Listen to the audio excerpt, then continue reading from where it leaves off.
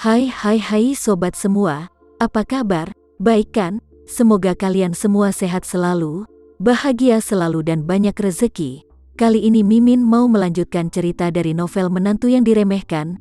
Semoga cerita ini bisa menghibur kalian semua ya, dan bisa menemani hari-hari kalian semua. Oh iya, jangan lupa bantu like dan komen ya biar Mimin tambah semangat uploadnya.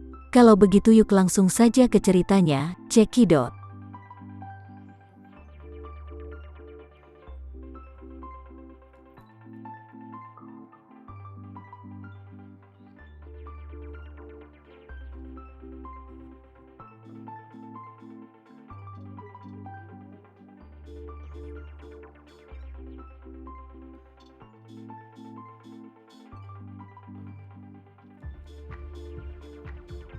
Bramastasutca tersenyum dan berkata, "Oh begitu, tidak ada apa-apa kok.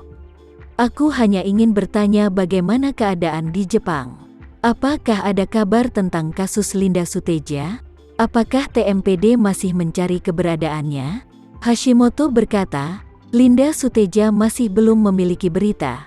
Tapi aku pikir kita telah menghabiskan begitu banyak usaha untuk membunuh Linda Suteja pada saat itu. Dia sekarang mungkin sudah mati, dan TMPD secara bertahap memulihkan polisi. Aku pikir ada kemungkinan besar bahwa masalah ini akan segera selesai, jadi kamu tidak perlu terlalu mengkhawatirkannya." Ketika Bramastasutja mendengar kata-kata ini, dia benar-benar merasa lebih nyaman, dan berkata sambil tersenyum, "Oh, Tuan Hashimoto benar-benar dapat diandalkan. Selama Linda Suteja mati, kami benar-benar tidak akan khawatir." Setelah selesai berbicara, dia buru-buru berkata, "Ngomong-ngomong Tuan Hashimoto, aku akan segera mengadakan konferensi pers untuk mengumumkan secara resmi bahwa aku akan mengambil alih kepemimpinan Suteja Group. Begitu aku resmi menjadi ketua, kerjasama kita bisa mempercepat kemajuan." Hashimoto berkata dengan cepat, "Itu sangat bagus. Aku sudah mempersiapkan dewan direksi kami. Ketika kamu secara resmi mengambil alih sebagai ketua, kita akan bertemu dan membicarakan tentang kerjasama tindak lanjut." "Itu sangat sempurna," Bramastasutja berkata dengan antusias. "Bagus, Tuan Hashimoto." Bagaimanapun, Bramastasutja berkata lagi, "Maaf, Tuan Hashimoto, konferensi pers sudah waktunya. Aku tidak akan memberitahumu lagi nanti, jadi mari kita tunggu hari penandatanganan kontrak, dan kemudian kita bertemu dan aku akan mengucapkan terima kasih secara langsung." Hashimoto berkata, "Tuan Bramastasutja, Anda tidak harus begitu sopan. Anda dapat melanjutkan jika ada yang harus dilakukan, dan menunggu sisanya untuk membicarakannya nanti." "Oke, terima kasih ya Hashimoto," ujar Bramastasutja. Di sini, Bramastasutja menutup telepon, dan segera memandang Roni Suteja dengan semangat, dan berkata dengan bersemangat, "Hashimoto berkata bahwa TMPD akan menarik pasukan polisi. Sepertinya dia belum menemukan petunjuk apapun." Mendengar itu Roni Suteja kemudian berkata dengan bersemangat, "Itu bagus. Selama mereka berhenti mencari, maka masalah ini akan selesai dan kita bisa hidup tenang." Hahaha, Bramastasutja tertawa lepas, berdiri, melambaikan tangannya yang besar, dan berkata dengan penuh minat, "Turun. Mari kita mengembangkan konferensi. Segera setelah konferensi pers dibuka, aku akan menjadi ketua grup Suteja secara sah di mata masyarakat." Saat ini pukul 10:55 pagi. Perdagangan saham grup Suteja untuk sementara waktu tiba-tiba dihentikan. Penghentian perdagangan saham adalah penghentian perdagangan. Mulai saat ini, saham grup Suteja disegel dan tidak akan naik atau turun sampai perdagangan dilanjutkan. Untuk mengajukan penangguhan perdagangan ke Komisi Pengaturan Sekuritas Indonesia, harus ada alasan yang cukup dan memadai.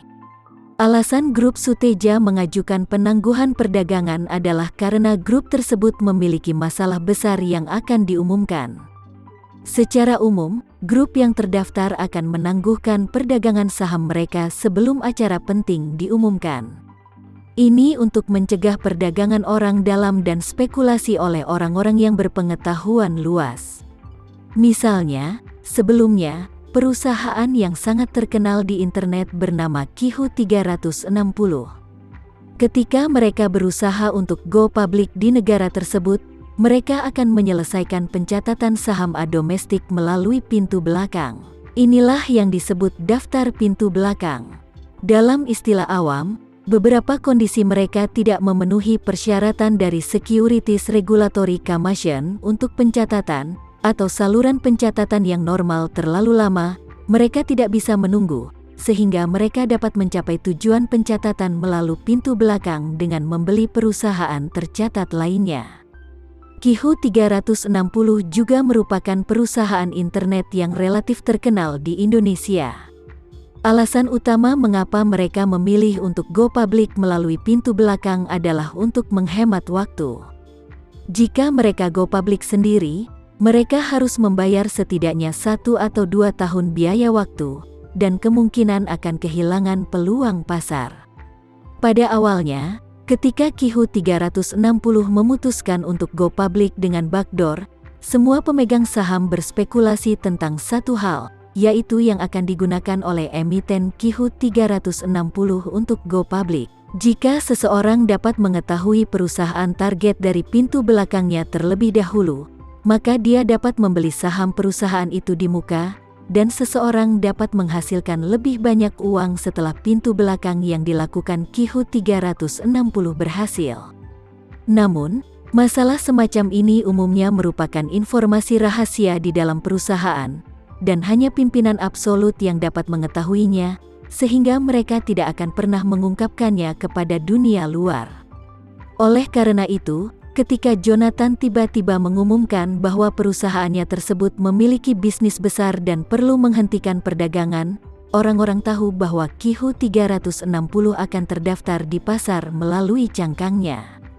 Tetapi saat ini banyak orang sudah tahu bahwa semuanya sudah terlambat. Perdagangan saham Jonathan telah ditangguhkan dan tidak dapat diperdagangkan, dan tidak ada kesempatan untuk membelinya. Situasi Grup Suteja saat ini adalah sama. Perusahaan akan beralih dari keadaan di mana sebelumnya tanpa pemimpin menjadi memiliki ketua baru. Ini tentunya kabar baik bagi perusahaan, jadi harus disuspend beberapa waktu dulu baru kemudian diumumkan.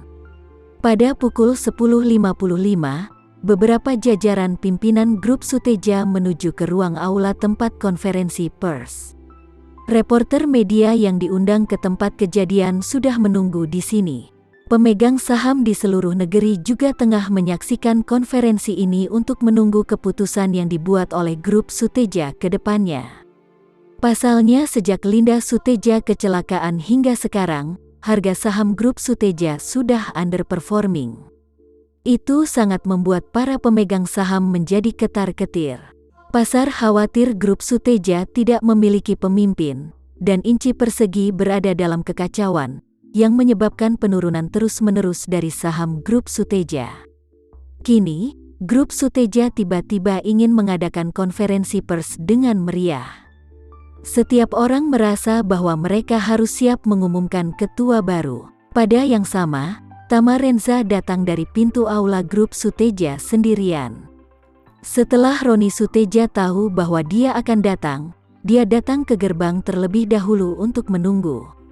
Meskipun dia memiliki 10.000 ketidakpuasan dengan kedatangan Tama hari ini, dia benar-benar tidak berani membuat masalah dengan Tama Renza sama sekali di Jakarta. Bagaimanapun, Tuan Muda Tama Renza, yang dikenal sebagai naga sejati di dunia bahkan manusia setengah dewa, jadi Roni Sureja tidak berani mengabaikannya. Melihat Tama Renza datang sendiri, Roni Sureda bergegas maju dan berkata dengan hormat kepadanya, "Tuan, Anda di sini." Tama Suteja mengangguk lembut, dan berkata sedikit dengan nada meminta maaf, "Roni Suteja, maaf, aku telah mencoba yang terbaik untuk Linda Suteja." Tama sengaja hanya mengucapkan 3 kata, mencoba yang terbaik, namun tidak mengatakan hasil apapun. Roni Suteja yang mendengar kata-kata ini, langsung mengartikan ketiga kata tersebut seperti saat keluarga pasien ketika mendengar dokter gagal menyelamatkan pasiennya.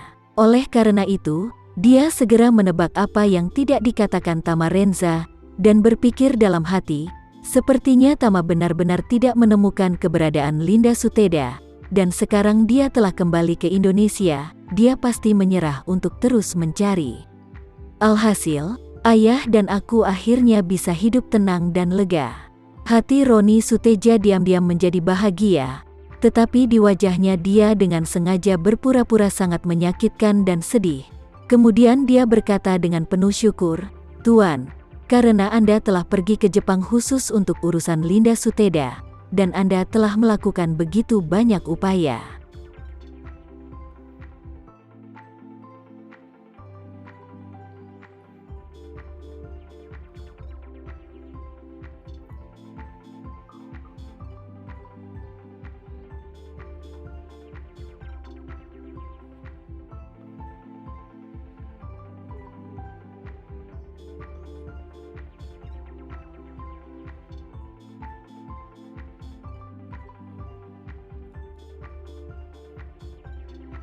Sekian dulu ya cerita kali ini, kita lanjutkan lagi ceritanya di lain waktu. Oh iya, bagaimana menurut kalian? Semoga bisa sedikit menghibur kalian semua. Jangan lupa like, share dan komen ya. Untuk teman-teman yang baru nonton jangan lupa subscribe-nya. Hehehe, kalau ada teman-teman yang ingin gabung langganan bisa langsung gabung saja untuk dapat fitur yang menarik dan sedikit membantu Mimin. Terima kasih sudah menonton, sampai jumpa lagi. Bye bye bye.